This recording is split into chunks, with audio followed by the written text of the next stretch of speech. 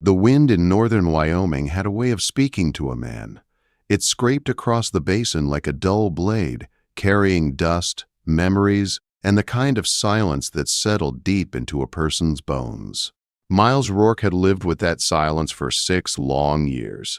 He knew its moods. He knew the way it brushed against the cabin walls at dawn and sighed through the cottonwood branches at dusk. And he knew how it filled the empty spaces inside him, where a wife's laughter used to live. He stood in the half-light of morning, tightening a section of wire fence. His breath rose in small puffs. His hands worked with a steady rhythm born from repetition and necessity. Behind him, the land stretched wide, brown grass, a scatter of sage, and mountains softened by purple haze. It was a hard place, but it was home. A place built for a man who no longer expected anything from the world. He paused, listening. Something disturbed the horizon. A shape, a flicker of movement against the heat-shimmering air. He squinted into the distance. The wire in his hands tightened. The wind carried no sound, only a sense of change. Someone was coming. As the figure drew nearer, Miles felt that old instinct, wariness, rise in him like a stiff-backed mule. Strangers never brought anything but trouble or reminders of the life he lost, sometimes both. The rider slowed near the fence line, a woman, tall in the saddle, her posture stiff but not from pride alone. She was exhausted. Her horse's gait dragged like it was barely holding weight. Dust streaked her boots. Her dress looked once fine, now thinned by travel. Miles let the pliers drop to his belt. He didn't speak. Neither did she. The wind did, brushing past them both with a dry whisper. "This your land?" she asked finally. Her voice carried a soft southern drawl, but was cracked around the edges, like porcelain left too long in the sun. "It is," he answered. "You meet a housekeeper?" He blinked once, almost laughed. The sound stuck in his throat. "No." She sat straighter, studying him with eyes that reminded him of a storm gathering over distant ridges. "You live alone," she said. "A man alone either learns to cook and clean or stops caring about either. What I do is my business. I can clean, cook, mend." Her voice wavered for the first time. "I only ask for a roof and meals, nothing more." Miles shifted his weight. He should have turned her away, should have told her to head toward Red Mills, the nearest town, should have reminded himself that pity was a blade that cut both ways. But something in her gaze, pride holding up a body close to breaking, held him fast. "Where are you coming from?" he asked. "Georgia," she said. "My name is Mara. Mara, a name heavy with heat and history. My husband didn't return from the war. I've nothing left there. Widow, starved out, pride barely stitched together." He looked past her, toward the lone cottonwood on the rise behind the cabin where another grave lay beneath the shifting light. Nora, 6 years gone, the woman whose hands had known this land as well as his. The ache in his chest moved, quiet but sharp. Mara didn't belong here. But sending her away felt like pushing someone into the teeth of a winter wolf. "You can sleep in the corner," he said, the words sounding foreign in his own voice. "There's work enough for someone willing." Relief broke through the rigid line of her shoulders, small, almost invisible, but real. "I understand," she whispered. Mara proved it. She worked like a woman who had been held down long enough to forget what rest felt like. She scrubbed until the plank floors brightened, mended his shirts with careful, precise stitches, and built meals from meager stores with a quiet, simmering determination. But she spoke little, and when she did, her words were clipped. Her silence had weight, not the soft kind, the sharp, watchful kind. The cabin, already tight with memory, grew tighter. 4 days passed before the next shadow crossed his land. Miles was riding back from the far pasture when he saw a second horse by the cabin, a scrawny mare, sides heaving. A girl slumped over the saddle horn. Mara stood on the porch, arms folded, her face thunder dark. As Miles drew near, he saw the white fabric first, a wedding dress, torn, mud-streaked, blood-specked. The girl wore remnants of lace and silk, that looked too fragile for the land she'd crossed, blonde hair tangled, skin pale and scraped raw. She lifted her head when he approached, blue eyes wide as a frightened colt's. "Please," she whispered, "water. I can't ride another mile." He caught her before she slid from the saddle. She weighed almost nothing. Too little. Her arm was bruised dark beneath the torn sleeve. "Who's after you?" he asked. She flinched. "My husband. Or the man I was to marry." Her breath hitched. "He's cruel. Please don't send me back." Mara scoffed from the porch. Another lost angel blown in by the wind. "Inside," Miles said sharply. She ignored him for a second too long before stepping aside. The girl, June, she told him, stood trembling in the cabin's warmth. Mara gave her a look that could have split stone. "She'll dirty the floor," Mara said flatly. "The floor can be cleaned," Miles replied. June slept by the fire that night, and the next morning she stayed. The girl tried to work, tried so hard her hand shook, but she didn't know prairie life, didn't know chickens or water buckets or the 1,000 little ways the land demanded obedience. Mara mocked. June wilted. Miles endured. The breaking point came with smoke. He smelled it before he saw it, burning cloth, then the sharp bite of scorched stew. He burst through the cabin door with Mara behind him. Flames licked across a dropped towel, spreading into the rug. June stood frozen, horror etched across her young face. Miles stamped out the fire, while Mara doused what was left. The smoke cleared. Silence fell. Then Mara erupted. "You useless child!" "That's enough," Miles snapped. June broke, not loudly, not dramatically, just broke. She whispered an apology, tried to back away, and collapsed, softly, like a bird folding its wings. Fever burned beneath her skin. Not fear, not clumsiness, sickness. Miles lifted her, feeling the heat radiate through her thin dress. He carried her to his own bed, the one where Nora once slept, because it was the only place soft enough. When he turned, Mara stood in the doorway, her arms wrapped tight across her chest, her expression unreadable, but changed. And so part one ends with a storm gathering over.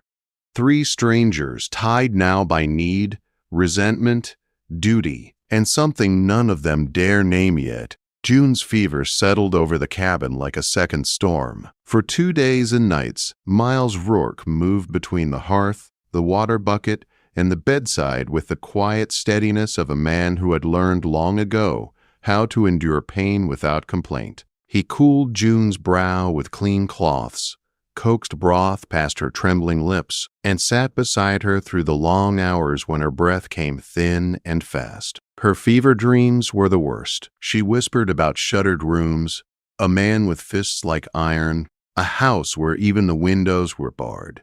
Each broken sentence twisted something deep inside him. Mara watched from the shadows. She worked harder than ever, cooking, scrubbing, tending chores with a rigid, almost punishing energy. But her eyes returned again and again to the girl in the bed and the quiet gentleness Miles showed her. Her arms folded across her chest often, her shoulders stiffened. Sometimes she turned her face away, as if the tenderness in the room unsettled her more than the fever itself. But she stayed close, and she did not move June to the corner pallet, even though she could have, even though she would have just days before. On the 3rd morning, the fever broke.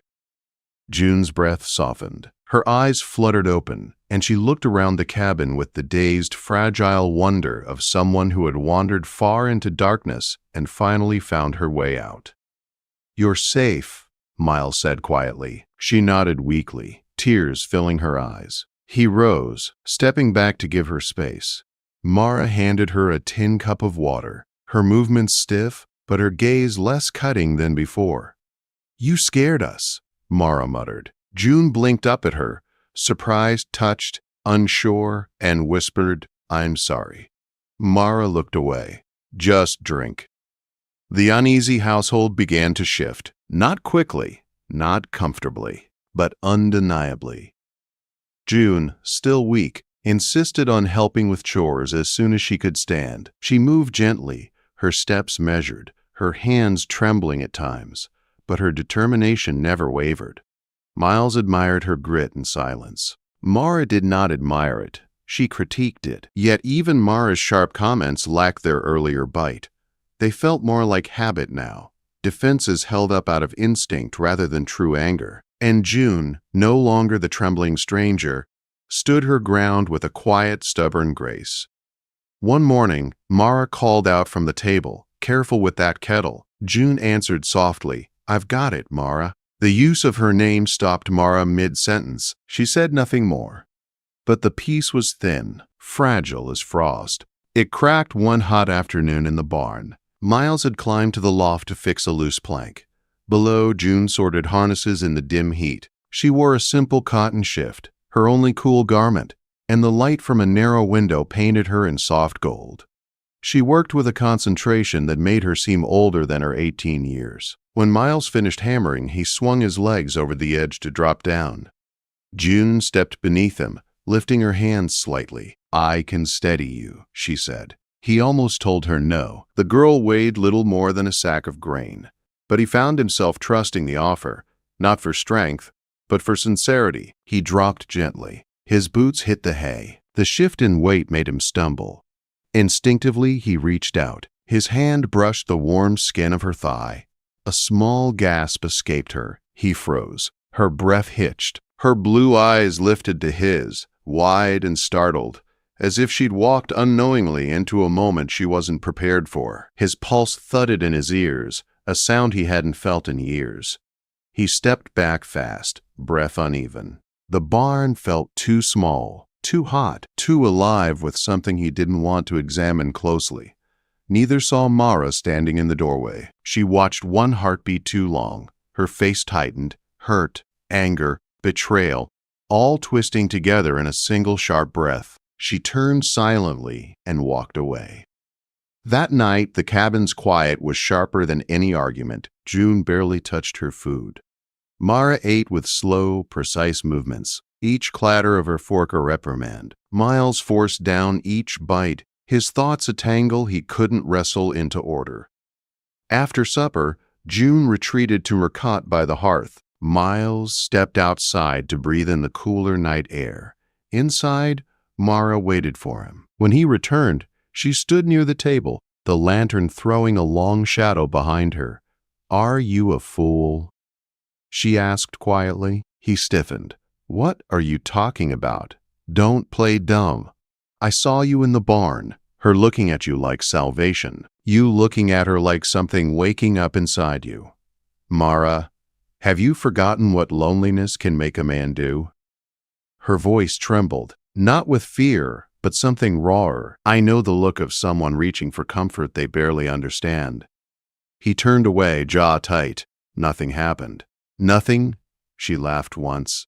An awful, brittle sound. "I saw what didn't happen. I saw the way you froze.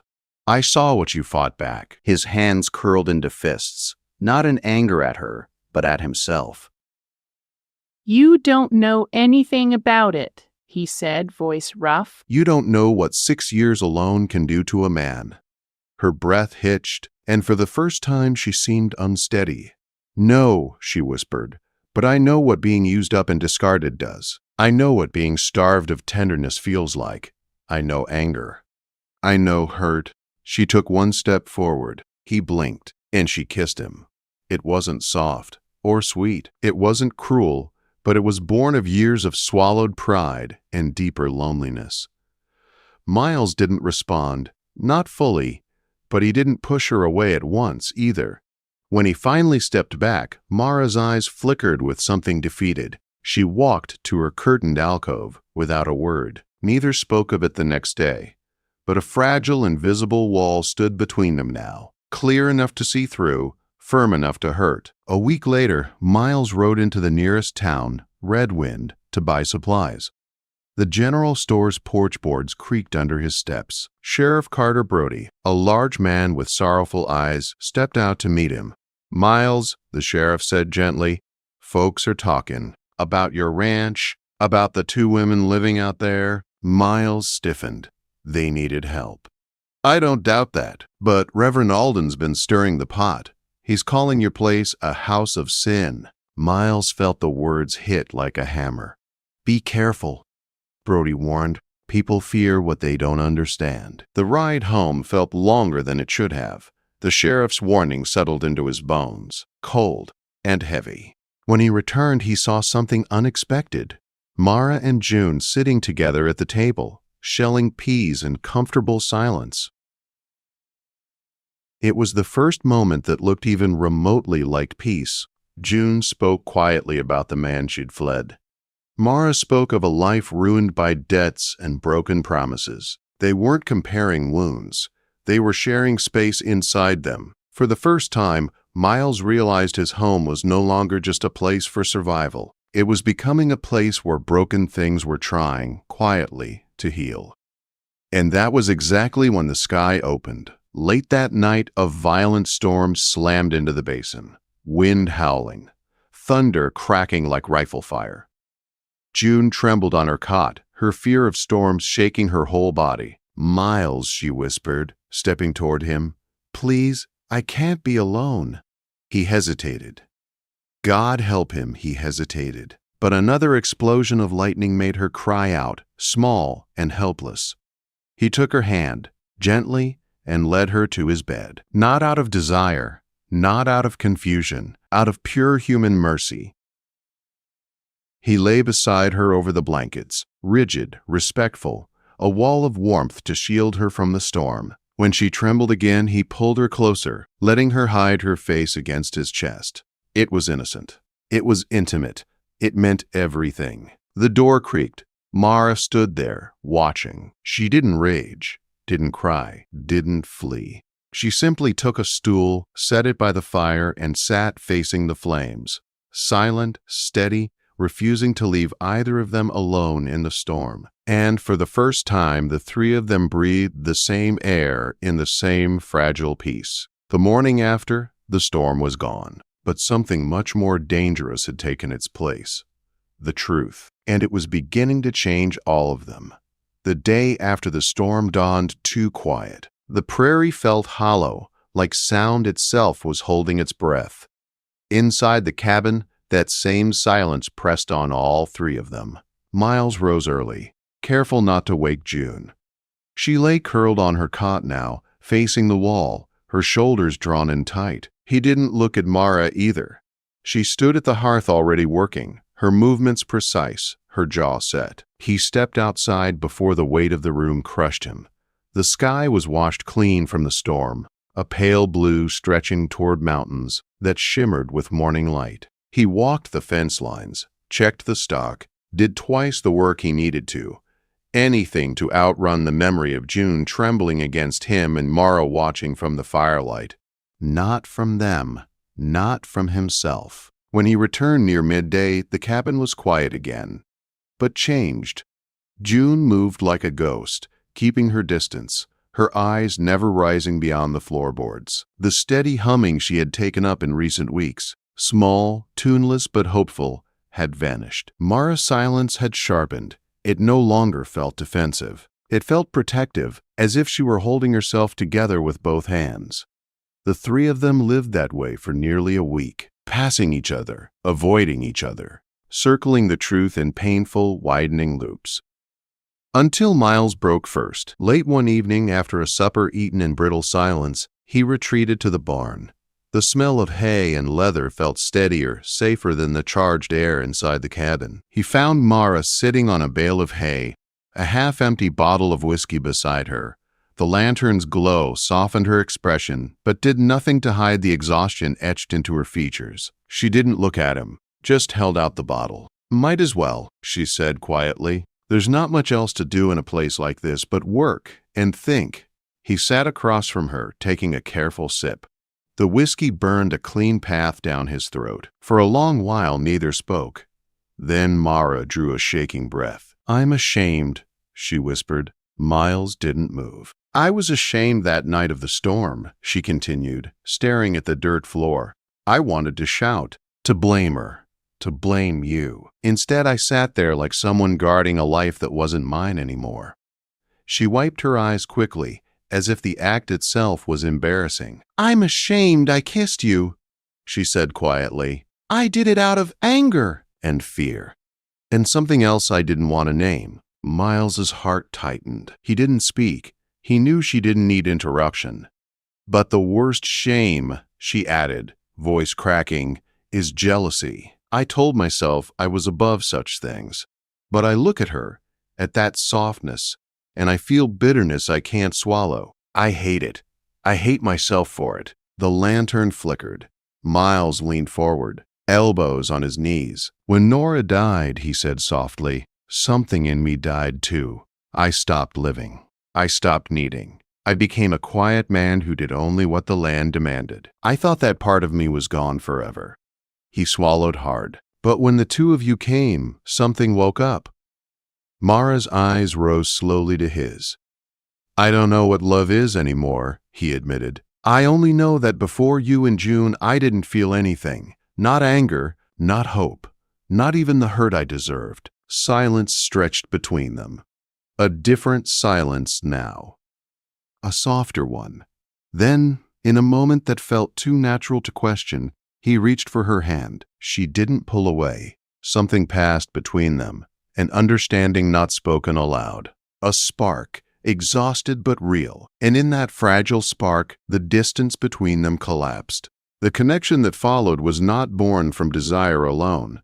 It was born from grief, from battered pride, from the desperate human need to matter to someone again. They held on to each other in the dim barn light, two lonely souls trying to feel alive again.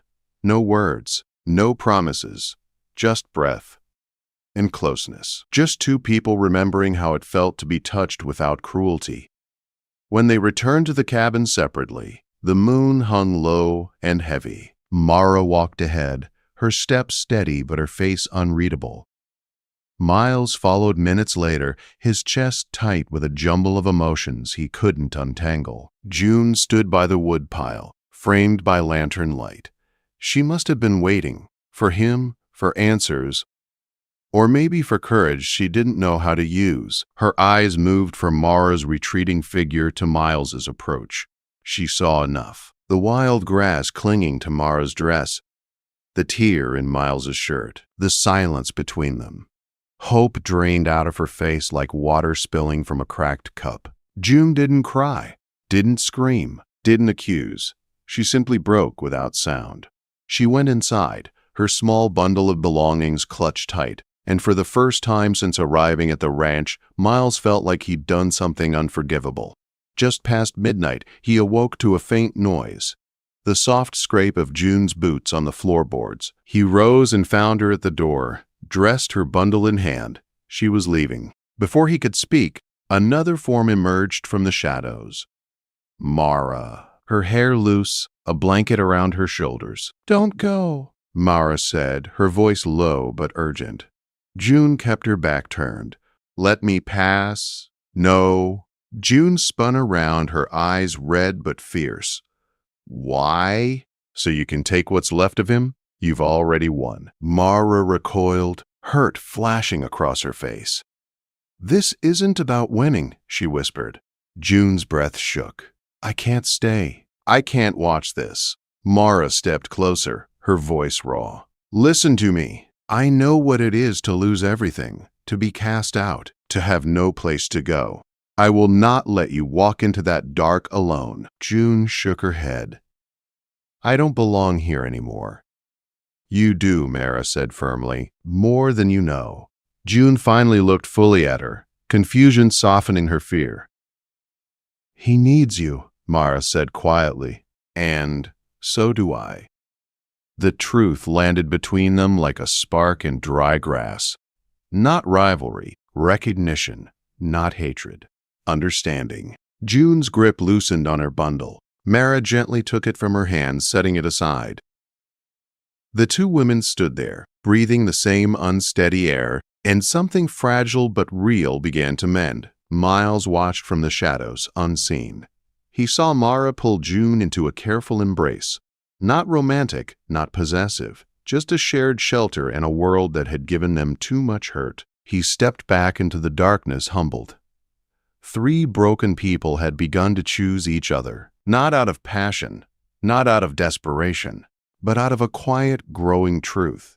They were no longer strangers forced together by circumstance. They were becoming a family. Eli Rourke woke before dawn and slipped out quietly. Neither Mara nor June heard the sound of his horse leaving the corral. When they rose hours later, the cabin felt wrong, too still, too empty. The kind of emptiness that wasn't born of sleep, but departure. His rifle was gone, his coat was gone, and the tracks in the dirt pointed toward Redwind. A slow, cold dread settled over Mara as she stood on the porch, scanning the horizon. "The sheriff warned him," she whispered. Someone must have reported him. He's gone to face it. June's face went pale. Alone? Mara didn't answer. The truth hovered between them like smoke. The 2 women worked through the day in a tense, fearful haze. Fetching water, feeding stock, mending harnesses slower than usual because their hands trembled. Every sound of wind through the basin made them lift their heads and look toward the road. But he did not return, not until dusk. June saw the rider first. At the far end of the basin, a single horse emerged, walking slow, too slow. Something slumped over its back like a sack, a figure, heavy, unmoving. June gasped. "Mara, look." They ran. The prairie grass brushed their boots as fear sharpened every step. The horse stopped when it reached them.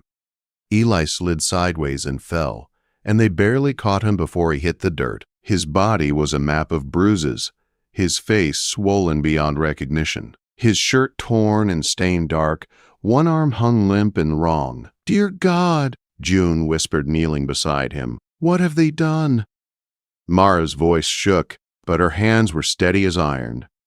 "Get him inside." Between them, they carried him to the bed, his bed, and laid him down. There was no room for fear, no room for jealousy or old wounds. Only purpose, only survival. Mara fetched water and tore strips from her petticoat for bandages. June lit lanterns, boiled broth, laid out every clean cloth they had. The small cabin glowed with urgency. "What happened?" June whispered as she cleaned blood from his brow. Mara answered, voice low and tight. "He went into town, faced the reverend, faced the men who wanted to shame him. Some didn't like his courage." June's eyes filled. "He did it to protect us." Mara didn't reply. She didn't need to. Together they worked. June stitching a deep cut while Mara set Eli's broken arm with grim precision. When Mara used steady pressure to straighten a limb, June held Eli's shoulders, whispering reassurance he couldn't hear. All night they tended him as the lanterns flickered. Their hands brushed often. Mara's strong and practiced, June's gentle and determined. There was no resentment now, no coldness. There was only the quiet, fierce devotion of people who refused to lose someone else to this land. By dawn, Eli slept, breathing shallow but steady. The 2 women sat beside him, their shoulders touching. Not rivals, not strangers. Family bound by a man who needed them both, and by the hard prairie that had tried so many times to break all 3. The weeks that followed became a rhythm of healing and survival. Eli lay still for days, drifting in and out of consciousness while the women ran the ranch. Mara rose at first light to tend cattle. June hauled water, her steps surer with each passing morning. Together they mended fences, cooked meals, kept the land alive. Hardship united them in ways quiet and profound. June grew stronger, her once timid steps now confident, her hands calloused but steady. Mara softened, not in spirit, but in the walls she'd built around herself. The sharp comments disappeared. A careful respect took their place. In the long evenings, June would sit behind Mara and braid her hair by firelight. The simple act became a ritual, a wordless offering of comfort from one wounded soul to another. One night, Mara didn't bar the door to her alcove. Eli noticed from his bed that small change felt bigger than any confession. But healing wasn't just for bones. One sweltering night, Mara woke with a strangled gasp. The ghosts of her past, Georgia plantations, humiliating debts, the cold cruelty of a husband long buried, rose like specters around her.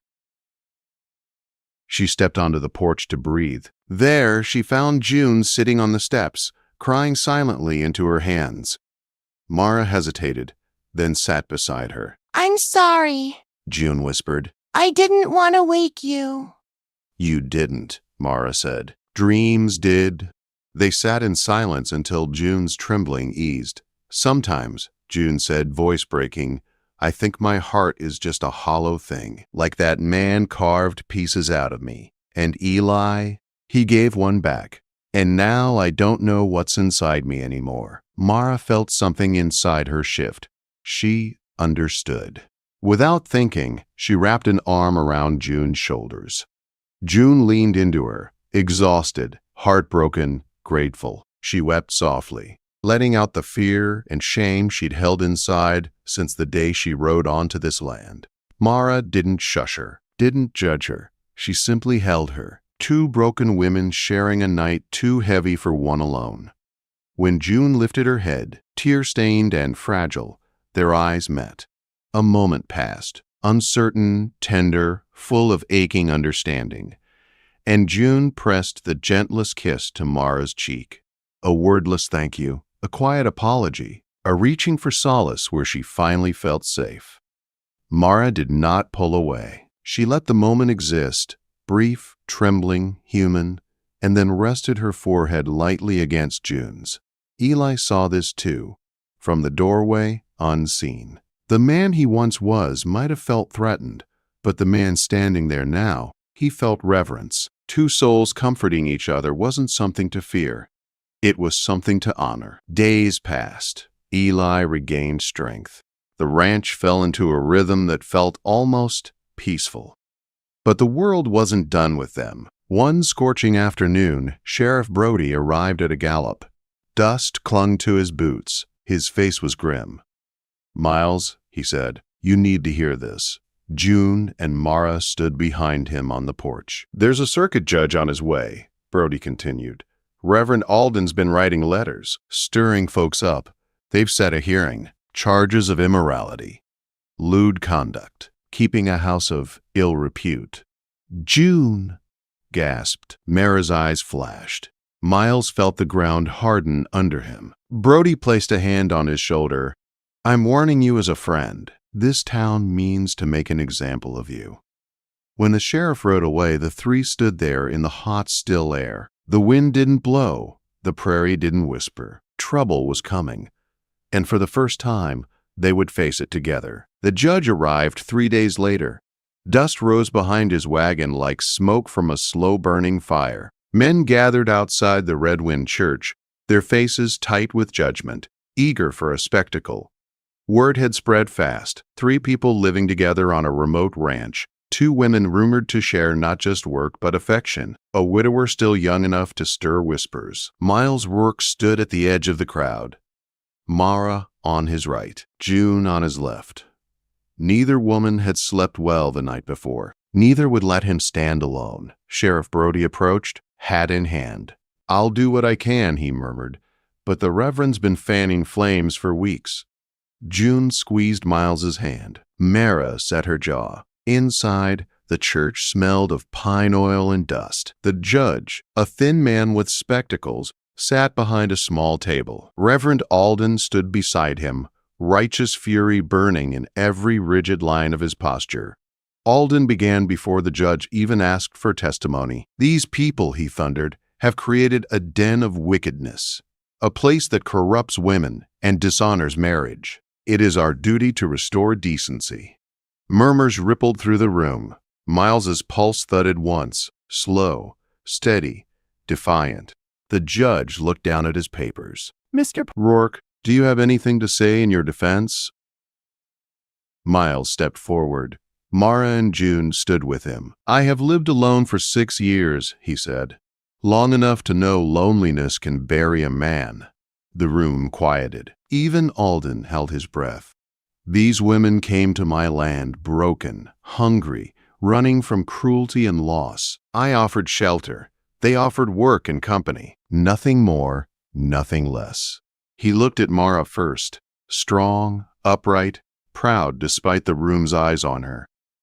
She rebuilt my home.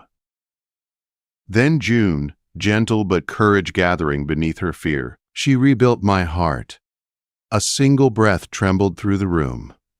"We are not immoral," Miles said. "We are surviving together. And if this territory has no place for people trying to heal each other, then what kind of place is it?" Silence. For a moment, it felt like the whole church was exhaling. Then Alden slammed his Bible shut. "He admits it. He admits unnatural companionship." Mara stepped forward so sharply that even the judge startled. "You dare speak of unnatural things when your own flock turns widows into beggars and young girls into prey? This man saved us, and you shame that?" Her voice cracked, but in the way thunder cracks, not in weakness. June followed, her voice small but clear. "We aren't hurting anyone. We just want to live." The judge removed his spectacles, polished them, and spoke. "There is no law against three people living on the same property. No law against kindness. No law against rebuilding a life." A stunned hush filled the church. Charges dismissed. Alden sputtered, red with fury. "Judge, dismissed?" the judge repeated. Miles didn't move, didn't breathe. Mara closed her eyes. June burst into quiet tears and pressed her face into his shoulder. They walked out of that church not as fugitives, but as something unbroken. For a few months, peace held. Red Wind residents kept their distance, but the hateful stares lost power. Work filled their days. Laughter, hesitant at first, returned to the cabin at night. Their bond deepened. Mara's quick wit softened. June's quiet courage grew. Miles found himself smiling again, something he once feared he'd forgotten how to do. They lived. They healed. They hoped. Until winter came early. A dry lightning strike hit the hillside one night, flames racing through the brush faster than the wind could carry warning. By the time Miles saw the glow from the barn, the sky already burned red. "Fire!" he shouted. They grabbed buckets, blankets, anything that could smother flame. But the prairie was a greedy beast, hungry for timber, cloth, and dreams. Sparks leapt from grass to eaves, and the cabin's roof caught with a crack like gunfire. Mara choked. "Miles, your papers, your tools, forget them," he barked. "Get June out." But June was already pulling Mara toward safety. Smoke curled around them like a choking fist. Heat scorched their cheeks. The fire roared, alive and merciless. When the roof groaned with warning, Miles dragged the two women toward the cottonwood and shielded them with his body as the cabin collapsed behind them, a pillar of flame rising into the night. They lost everything, except each other. The next morning, with ash still drifting across the basin like gray snow, Mara found Miles sitting on a charred beam, head in his hands. "We're ruined," he whispered. June knelt beside him. "No, not ruined, just started over." Mara looked toward the empty horizon. "But we have nothing." June straightened. "We have each other, we have our hands, and we have the will to stand again." Her voice carried a spark Miles had never heard before. They rebuilt a small lean-to to sleep in. They scavenged what hadn't burned. They rationed food and worked through cold nights by lantern light. But even three strong souls can only rebuild so much alone. So Mara wrote a letter, one she never thought she'd write, to the one person in the world who still owed her a kindness. A week later, a wagon approached the basin. Mara's breath shattered. "My sister." She ran toward the wagon as a woman climbed down with tears in her eyes. Behind her came her husband, and a cart piled high with lumber, blankets, food, and tools. "For you," her sister whispered into Mara's hair as they embraced. "You saved us once. Now let us save you." Eli bowed his head with gratitude. June cried openly, and Mara, strong, proud Mara, let herself be held. For the first time in years, she felt like someone's daughter again. By spring, a new cabin stood beneath the old cottonwood. Stronger, wider, built by many hands, but held together by 3 beating hearts. On the first warm evening of the season, when the basin glowed amber and the mountains leaned blue in the distance, Miles gathered Mara and June beneath the cottonwood's spreading branches. He cleared his throat, emotion tightening every word. "You saved me," he said quietly. "Not by tending wounds or building walls, but by giving me a reason to wake up again." He took Mara's hand, then June's. "I cannot offer proper vows. I cannot offer a preacher's blessing. But I can offer my word, as a man shaped by this land, that I will spend my life protecting you both, standing with you both, and building a home where neither of you ever feels alone again." Mara's eyes filled. June's breath trembled. Miles lifted their joined hands toward the fading light. "From this day on," he said, voice steady, "we walk together." Under the cottonwood's rustling leaves, the 3 of them sealed their promise, not with kisses, not with ceremony, but with a truth stronger than fire or judgment. Love had found them, made home in them, and would not leave. Not in this life, not in the next,